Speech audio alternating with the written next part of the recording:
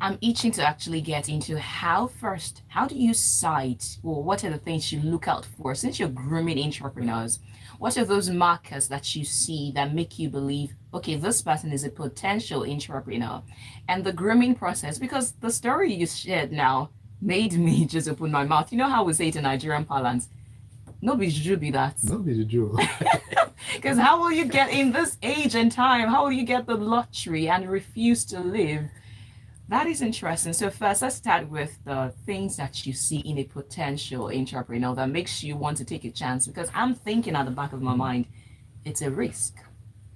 Uh, that's the wrong question, actually. It's not Okay. what you see in the entrepreneur, Okay. it's what you put in place as a business. Okay, let me get this straight. It means anybody can be an entrepreneur. Absolutely. Ah, so it's not that some people are exhibiting some traits that makes you think, okay, I can hone this and increase it and magnify it. It's just that anybody can be groomed into an entrepreneur. Average length of time spent in my organization was 16 years now. But my staff average is 11 years, 11, 12 years. Some have been there 16 years. So why don't they leave? No, we've also had some japa and leave and all of that, but then they're in the minority and for good reason. So it's what you put in place. And the three basic things that make people want to leave in any organization, it's uniform. One, inadequate pay, inappropriate bosses or toxic bosses, Mm.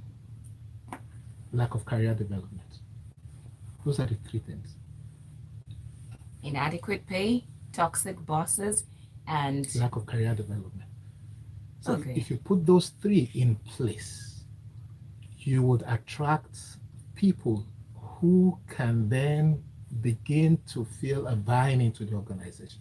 You will eventually come to what you asked. What are the markers you see in people? But these three things first have to be in place. Then you'll begin to see people aspire and struggle to Hmm. get a buy-in into the organization. In fact, in all 90%, statistics shows 90% of people who leave organizations leave so because of a boss, not because of the organization. Hmm. So a critical element in staff retention is who do they report to? Not even the MD or how big or successful the company is. Who do they report to? I have people who have been offered sometimes 100, 200,000 higher pay, and they don't go.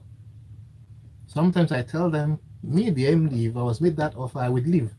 So what is it that is keeping you here? But by the time they express it, then it gives you some fulfillment as to the culture and the Hmm. values you have created. So it takes some time, but it must be intentional. Okay. So we'll take a first break, and when we come back, I want to start with the first point you mentioned, inadequate pay. How, and we're going to use you as the case study organization because you've built this thing and you can talk from experience. How can startups, because very few startups can afford the quality of the people they hire.